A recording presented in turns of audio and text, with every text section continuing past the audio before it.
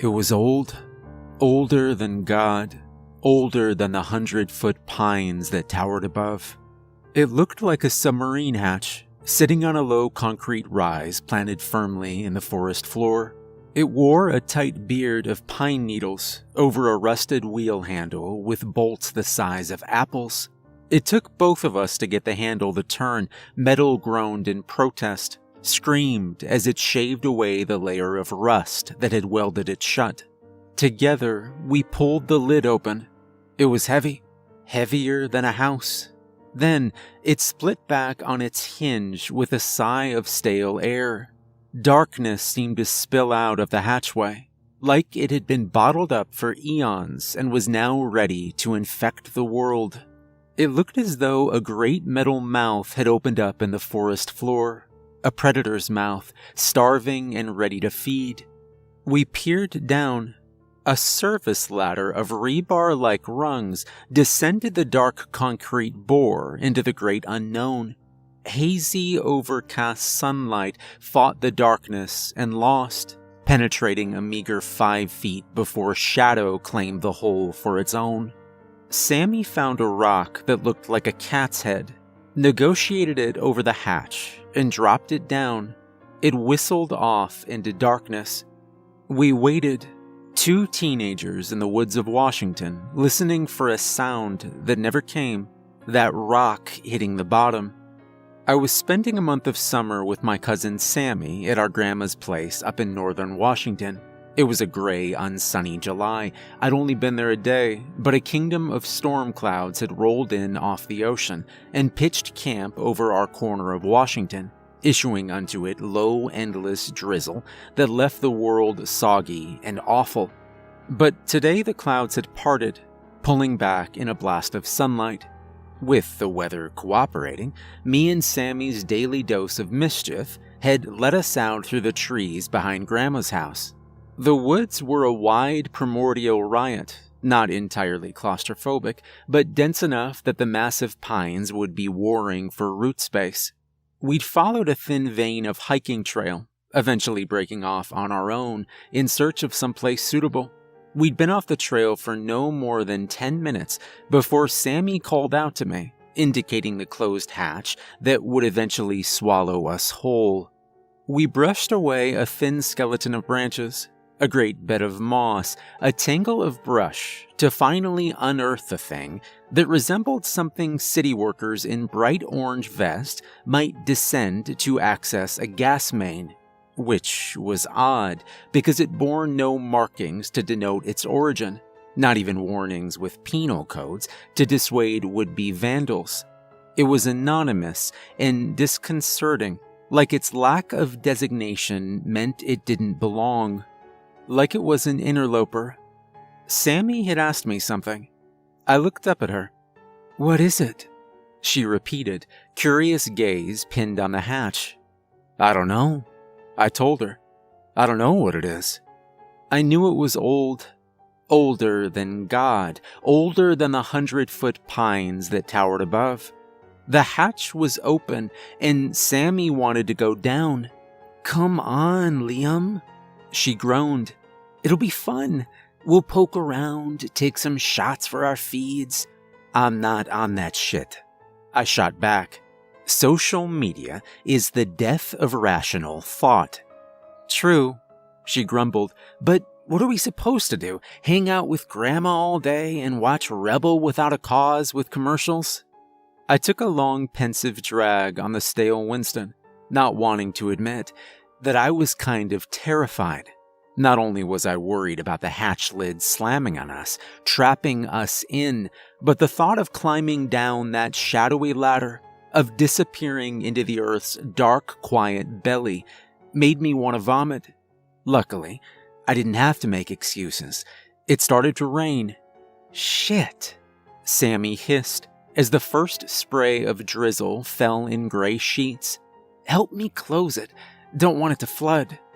The rain was a fine mist, nothing more than a sneeze, and I doubted very much if it would flood, but I was more than happy to help her seal off that dark orifice. We did, together, before heading back through the trees, leaving the hatch behind. We were soaked through by the time we made it back to Grandma's. She fixed us up plates of hot lasagna, and we all watched James Dean's Effortless, Cool, and Rebel, with the commercials. My grandma's house was not unimpressive. It was a 2-story Victorian rising in a collage of faded red and white from a wide lot of crabgrass. The open property hemmed by a wrought iron fence, all of it seemingly weighed down by 100 years of history. It looked like something out of a Tim Burton movie. A Gothic manor surrounded by woods, a lone raft stranded in a sea of trees. I was staying in my dad's old digs, a mess of ancient band posters and records, breezy punk stuff like the Gun Club and the Wipers. Despite all the vinyl, I was plugged into Spotify, and Bowie was wailing Moon Age Daydream when Sammy slipped in, face bright with mischief. "Come on," she said, in an excited, breathy whisper. "Let's go." It was late. Dark and late. I thought she'd gone to bed, but she claimed a spot on the edge of my bed, charged with nervous energy. I lost my headphones and shifted to look at her, her eyes wide and excited.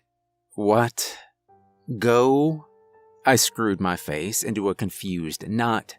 "The thing! The hole in the ground!" The mention of the hatch, the mouth, made my skin crawl. "What?" I said. "No way. It's like midnight." "It's atmospheric," she countered. "It's pitch dark out.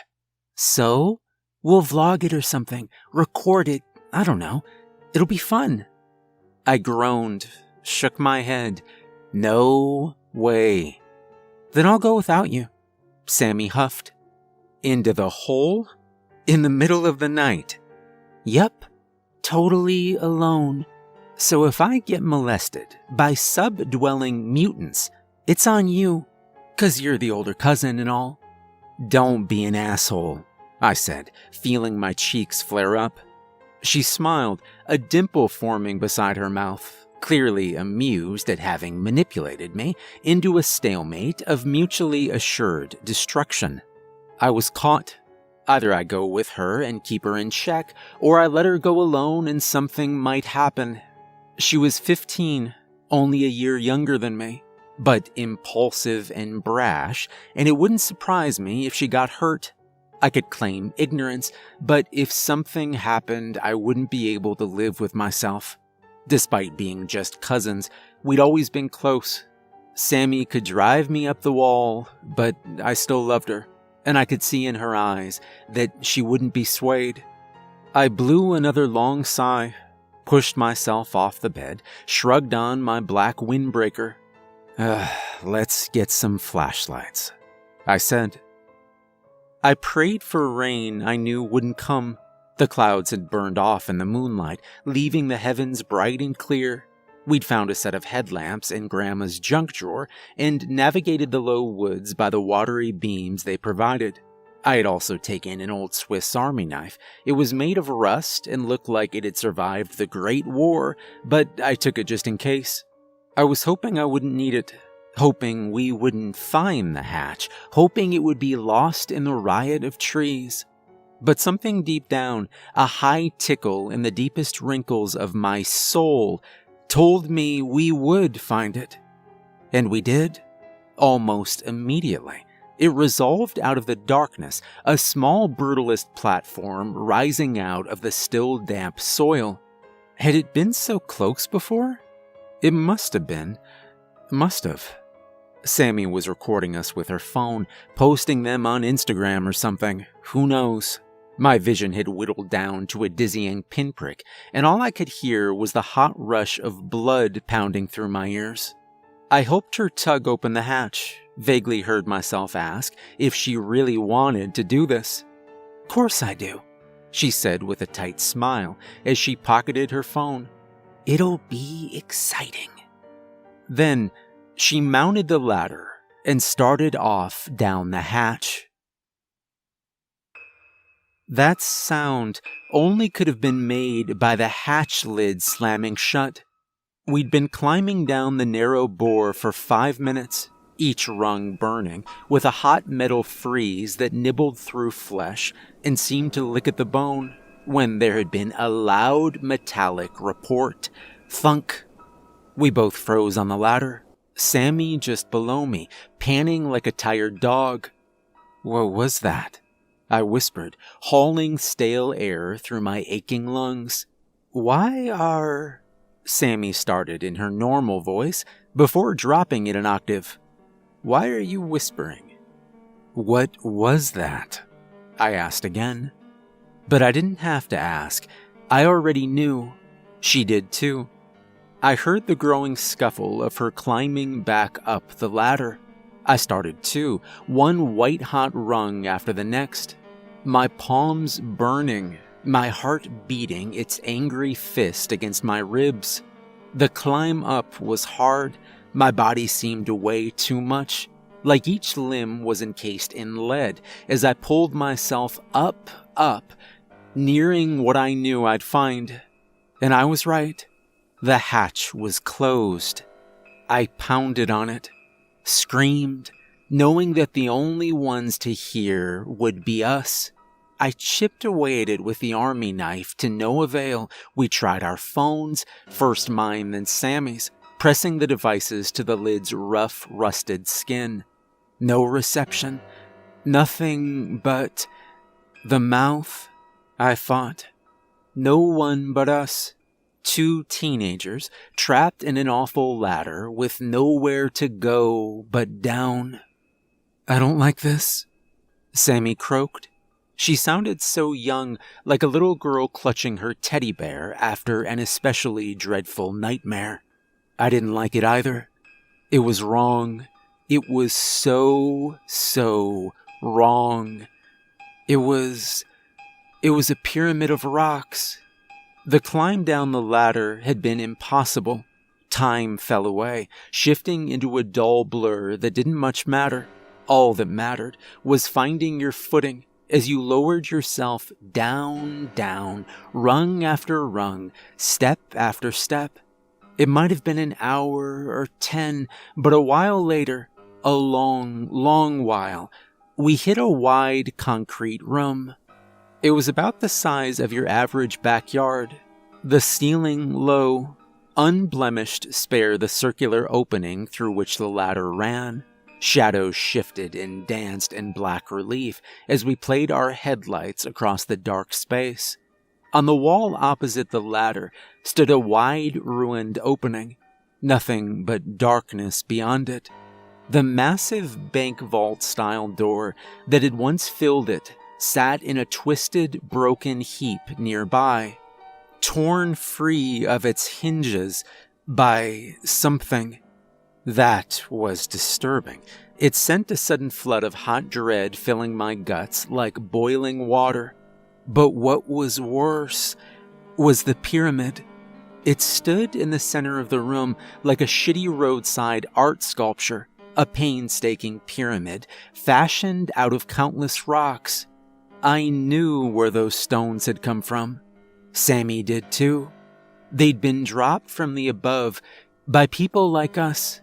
Hundreds of them, thousands, sacrificed to the darkness of the earth. The mouth. I knew because topping the pyramid like a Christmas tree star was the rock Sammy had dropped earlier. The exact same one, no doubt about it, tucked carefully atop the mountain of stones. Placed there by someone. Something. A high trembling sound, like an animal in a snare, filled the room as the reality of the situation hit Sammy. She'd started to cry. She was losing it, unraveling at the seams, sitting on the floor, knees to her chest, rocking and sobbing and apologizing for bringing me down here. We had to move. My whole body was one big screaming ache, and if we let exhaustion ease its warm blanket over our shoulders, we'd never get going. I sawed air through my lungs and boiled it into authority. "We have to go," I said. She sniffled. "What?" Her voice was nasally. She raised a trembling finger to the cracked entryway across the room. "Through there?" I nodded, struck one of the matches I still had from the cigarettes. The flame wavered, guttered as a breeze tugged at it. "There's a breeze," I said. "Airflow. Another way out." She sniffled, shook her head. No way. I say we wait here, wait for someone to open the hatch." "No one knows we're down here," I reminded her. "No one." "But what if—" she started, looking at the pyramid of rocks. She lowered her voice, a hoarse whisper. "What if that thing that made that is in there?" Where else would it be? I thought, but I didn't say that. I needed her in motion. "We have nowhere else to go," I said. "Nowhere." She looked at me, her face pale and ghostly in the light of my headlamp. Her eyes were puffy, red, bright with terror. Then she summoned her courage like one would a lungful of air and nodded. I hauled her to her feet, and we started off through the doorway. "There's someone following us," Sammy said in a choked whisper. The entryway had fed us into an underground hospital. It was abandoned, left to rot beneath the earth. A maze of scarred linoleum hallways, moldering gurneys with thick leather straps, blown-out doorways with padded rooms beyond. No, not a hospital, an asylum. Or a laboratory, a kind of psycho mixture of both. Its construction spoke of a time before technology and the advancement of human rights. Yellowed walls and popcorn ceilings were shredded, torn to ribbons, like a feral something had been set loose. Rusty smears of dried blood textured the white darkness here and there. It was awful. Each footfall, each pull of breath, all sound seemed to echo, clang, reverberate through the white walls of this underground labyrinth. It was like a nightmarish painting. It was the mouth. Up until then, we'd been negotiating slowly, rounding corners, finding more shadow-soaked hallways, passing an overturned reception desk, more padded cells, driven forth by terror and primal survival instinct. Then, Sammy had whispered in my ear, her breath hot, her voice hoarse with terror.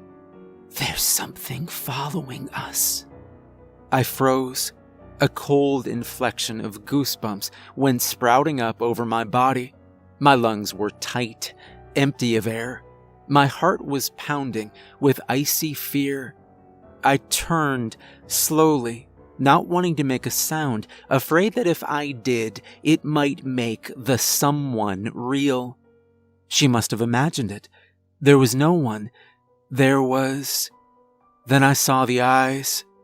2 dull, milky pinpricks hovering just outside the light of our headlamps. They were head level, higher than head level, unblinking, hovering, and watching. Eyes. Sammy's body was right up against mine. She was wound up like an over-torqued screw. Terror radiated from her in hot waves. I could feel fear beating through her veins, ka-thump, ka-thump. The eyes moved so suddenly that both of us screamed. They surged forward without any warning, rushed at us, the thing, the something, the awful subdwelling mutant that would devour our hot intestines while we were still shrieking. I saw its crooked, emaciated silhouette, lumbering and lurching towards us, a tall, broken thing, its arms stick-like, and so impossibly thin. Those glowing blind eyes set into a narrow, malformed head, as molded and precise as a canine skull. Then the creature hit our pool of light, and the eyeballs popped out of thin air like the light had banished that thing, leaving only 2 marbles which clattered down, hit the floor, bounced, and rolled to our feet. They stared up at us, pale, seeing, and somehow blasphemous. Sammy and I jerked back and bolted like the wind. My cousin screamed and yanked me back just as solid ground dropped out beneath me. We'd been in a blind rush, a blur of hallways scrolling by, passing padded cells with shadows that moved within them, when the floor had suddenly stopped being. Sammy grabbed my shirt and jerked me back just as I went tumbling out over the sudden chasm. After a gut-wrenching sound of uncertainty, I found myself on solid ground, looking down at the vast, empty nothingness. There was a 20-foot canyon separating the side from the other, a thin, splintery plank board running across it. It looked like someone had shoveled out a massive crude pit in the hallway of the underground nightmare. We peered down, hauling air through broken lungs, hearts pounding, not sure what we were seeing. A solid knot of arms and legs, interwoven and laced together, filled out the bottom of the abyss. They were gray, broken, decayed. Torn flesh hung from bone, massive boils filled with hot pus textured rotting skin. But this wasn't a shallow grave, and they weren't the departed. As soon as our light hit them, they slithered apart, breaking away like a hive of snakes under the burning heat of a magnifying glass. Dreadful heads, pained and drawn in agony, recoiled from the light, broken human-like things, forcing themselves off into shadow to reclaim what little salvation they had. They hissed and moaned and chuckled with insane humor like condemned souls cast from heaven, forever banished to this pit of darkness for an existence of raw pain. "Oh my God," Sammy croaked. "Oh my God."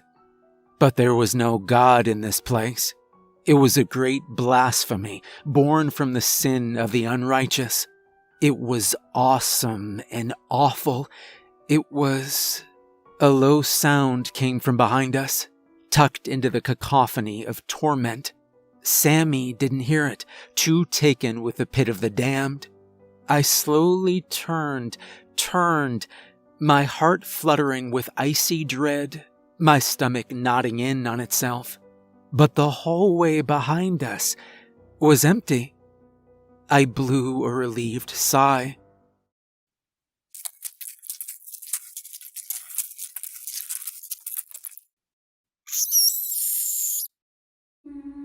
The giant meat spider exploded out of the darkness with a throaty screech, a blur of limbs carrying it across the scuffed ceiling. But they weren't limbs.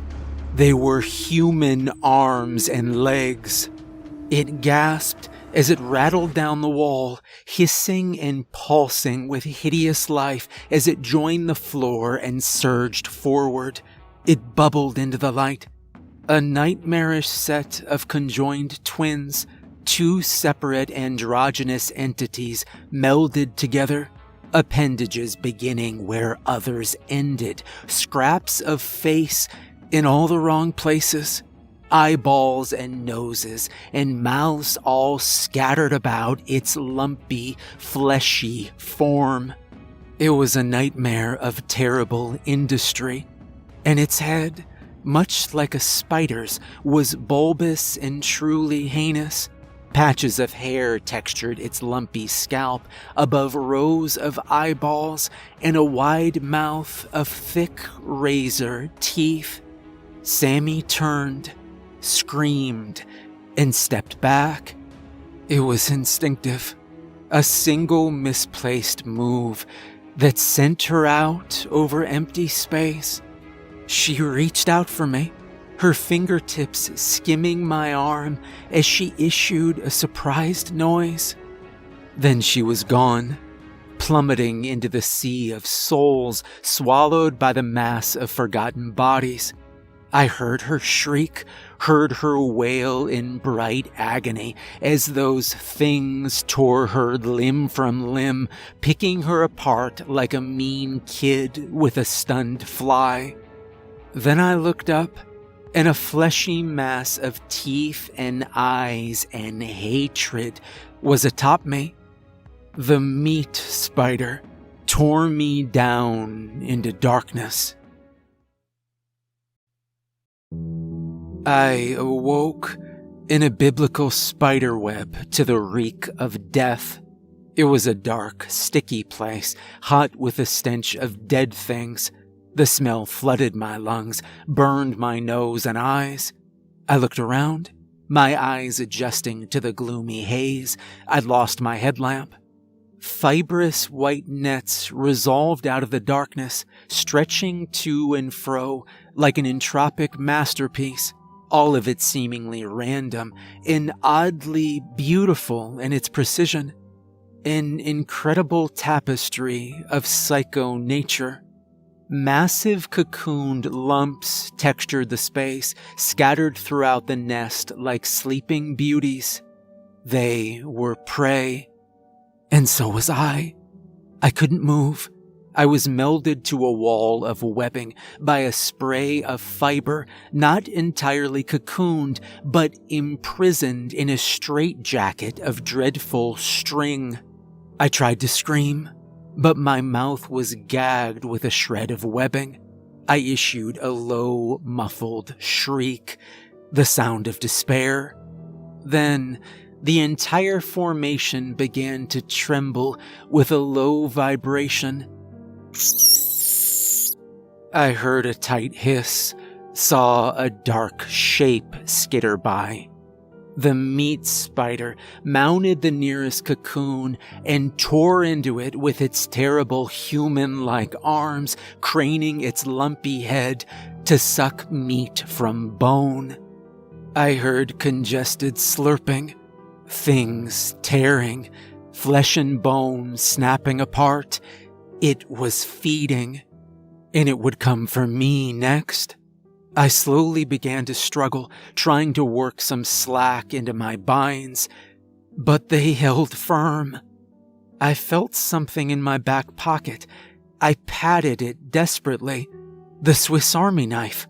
I worked it out, popped the blade as the noise of feeding slowed, as the awful meat spider shredded its fill from one of its victims. I eased the rusty blade through the webbing and began to saw.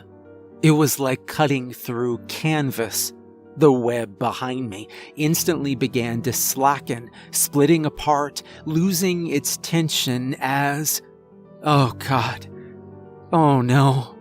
The meat spider lunged, drenched in still hot blood, moving with that deliberate speed afforded only to creepy crawlies. It was coming for me, arms and legs pumping, its misshapen form throbbing with terrible heat. I worked the Swiss Army knife harder, faster, hacking away blindly, hatcheting apart the web holding me captive. And I could smell it. Oh God, the reek of ancient rot, of things dead and decayed, and hate. And it was here. Oh God, it was here. The meat spider lunged. For a terrifying instant, all I saw were eyes and teeth.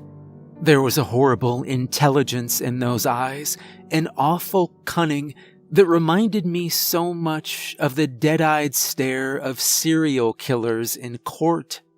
Then the web split beneath me, and I fell. I was tumbling down, plummeting like a stone, the ground black and solid and rushing towards me. It slammed into me like a freight train, and I crumpled like a bird. It wasn't solid ground. It was an angry rush of water, A river tumbled and heaved through a rocky canyon. The rapids frothed like a rabid dog, whipping me around like a rag doll in the hands of a brat. I snapped this way and that, barking my arms and legs and brain off lips of rock that seemed to bite out at me. Water that reeked of rotten gasoline and the thousands of dead things it had washed away flooded my mouth, filled my lungs. I choked and fought and tumbled downstream until blackness expanded. I awoke in a drain pipe to the first light of dawn. It painted strange shapes on the curved concrete bore in which I was delivered. I folded over and vomited a warm spray of water. A thin trickle ran from the darkness of the pipe, issuing through my hands, hair, flushing me with sobriety. That darkness repulsed me, made my skin ache and crawl. I staggered towards the light, fought my way out into a rocky shore. Seagulls were honking angrily, fighting over a scrap of meat on the beach. Other seabirds twisted through the foggy air above gray waters.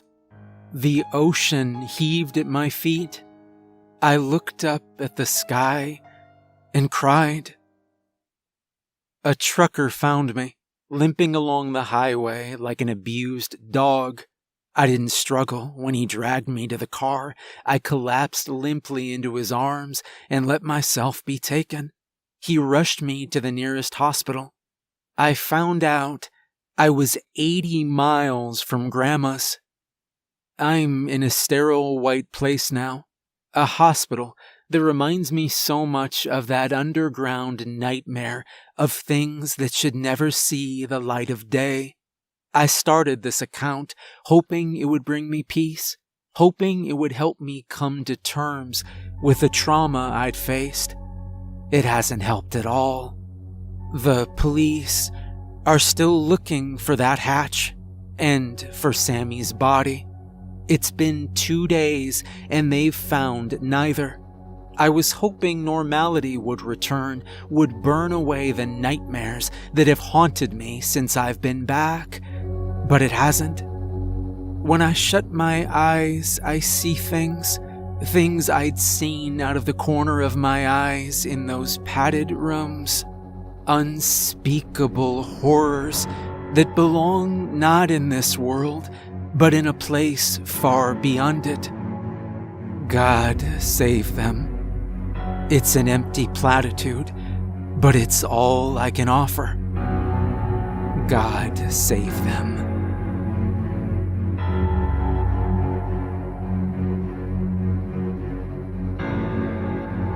Hey everyone, remember to like and subscribe if you enjoyed the video, and a special thank you to the author The Crooked Boy for allowing me to narrate such a terrifying story. Make sure to check out more of the author's work, there's a link in the description.